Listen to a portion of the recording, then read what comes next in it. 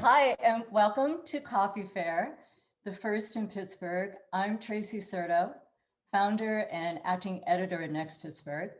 And in a few minutes, I'm going to introduce you to the new owner and publisher at Next, so stay tuned. First, let me thank our main sponsor, Huntington Bank. Hey, Kim Ravenda, I know you're out there watching. So grateful for your support. And also to our partners, Farm to Table Buy Local, Aaron Hart, Carla Clipper. Thank you for all your hard work on this event. And thank you, Elias, who will be back later with some more great tunes. So more than a year ago, when life was normal and we took things for granted, Erin and I met at Smallman Gallery for a cup of really good coffee. And I asked her if she would be interested in partnering with us on the first coffee fair in Pittsburgh. These kind of events are a really big deal in other cities like Seattle and Portland and Columbus, where they do 2 sessions over a weekend, Saturday and Sunday, and they always sell out. So that's what we were aiming for in May of last year. We pictured a really cool outdoor venue on a sunny day with dozens of local coffee makers and lots of great local food.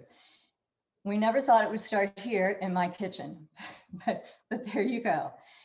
We didn't want to wait any longer. We really wanted to give this a chance, even online, to really help support local coffee makers in a time of need. So we have an online market. Please check it out, where you can buy coffee and other products. But we urge you to really frequent your local coffee shops, not just for a great cup of coffee, but also to buy the local products that they feature. So to get you primed for that, we have a really fun lineup today with some rock stars of the coffee world, which includes Sam from La Prima and Ashley Courts from Black Forge Coffee House. You're going to learn a lot about coffee, including how to brew the perfect cup. And you'll even learn something about dirty tea, which is new to me.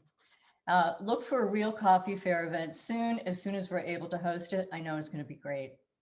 Now for some other news. As many of you know, I just sold Next Pittsburgh 10 days ago to someone who truly loves the city and who I think is really a great fit for this publication.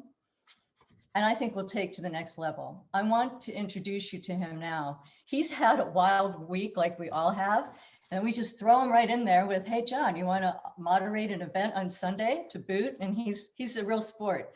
He said yes. Anyway, here's John Rhodes, live from Polish Hill. Thanks so much, Tracy. It's a pleasure to be here, everyone. It's a pleasure to meet everyone. Please let me introduce my partner, Melanie, who's going to be helping me out today. Hopefully you can hear me. We forgot our earpieces, but I'm sure everybody can understand technical difficulties these days. I'm sure we're all excited to start our, very comfortable Sundays off with some nice toasty coffee or tea. Fortunately, it's a beautiful day outside, so hopefully you'll be able to brew up something warm for yourself and enjoy some sunshine, even if you just poke your head outside, like Punxsutawney Phil, who's just around the corner. Hopefully he'll predict that spring is coming early this year. Anyway, thank you so much to Aaron and Carla, who helped Next Pittsburgh organize this. Thank you to our sponsors, and of course, thank you to Elias, a fellow Polish Hiller, and the other great purveyors of coffee and tea who are going to be talking to us all today. It's really exciting. And of course, I think that we wanted to kick things off with a little bit of an introduction. Huge thanks to Mel for letting me rope her into this. But we thought we might start things off by brewing a little bit of coffee and tea ourselves, just to hopefully join with all of you out there who are brewing your own set of, either a cup of joe or a spot of tea. And so we can feel a little bit more connected. So fortunately, we're going to be brewing some great coffee from Community Kitchen of Pittsburgh. And we're also going to be brewing some loose leaf tea that is peppermint, which is how I like to get started in the morning. So while Mel helps me out with some of the brewing of coffee, and it's important to mention that Mel is a fairly new Pittsburgher as of a year. And where did you come from, Mel? Well, I came from Portland, Oregon, where, you know, coffee is king there. But I have found that Pittsburgh coffee is top notch, and I actually miss it whenever I leave and go back to visit family. So, yay for Pittsburgh. Just so everyone knows, our coffee game can hang with the best of them. And it's in no small part due to many of the folks that are presenting today. So, True. while Mel helps with the brewing, I thought I'd share some interesting fun facts about coffee and tea here in Pittsburgh. I will actually have to admit that it was really hard finding tea facts about Pittsburgh's history. It doesn't seem like a whole lot of people have done research on that. So if there are any historians on the call today, I encourage you to dig into all of your history books and maybe enlighten all of us. I know Next Pittsburgh would be interested in doing a feature on something like that.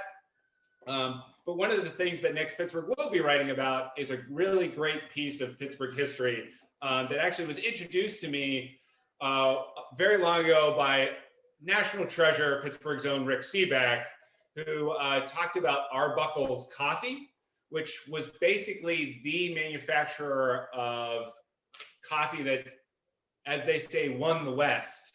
It was the coffee that cowboys out in the southwestern part of the newly expanding United States. And they had their own grocery shop there. And actually, if you are ever downtown, there's a street called Coffee Way, which is right by where their grocery was. And down that little alleyway, you can actually spot 4 bas-relief stone sculptures that are some of the oldest public art in the city of Pittsburgh. But there is really one fun part about also the Arbuckle's Coffee. So you would get it in just 1 pound bags, but because they were so good at marketing, they would put a little piece of candy in there. And so Mel, unfortunately, I don't have a piece of peppermint, which is what they had, but Mel deserves a piece of peppermint, like Arbuckle's used to offer whoever was the person who was stuck brewing the coffee. So huge thanks, Melanie. Oh, anytime. There's a peppermint candy in the future. Great. Yeah. Thanks, John. So with that, I think I've taken up enough good time, and I will let the main act really begin. But I just wanted to introduce myself and say how grateful I am to Tracy and the team at Next Pittsburgh for letting me be a part of it. And I really am excited about the future for continuing being hopefully a voice for Pittsburgh's great local shops and the city as a whole. So thank you so much, and looking forward to staying in touch. Thanks so much, John. Thank you, Mal. Really appreciate it. Hope you enjoy your coffee. I too am drinking out of the Next mug, and I too have Community Kitchen. This is it's actually a new blend. This is the Bold Roast. They just started doing this through Nicholas Coffee and Tea downtown. So there you go.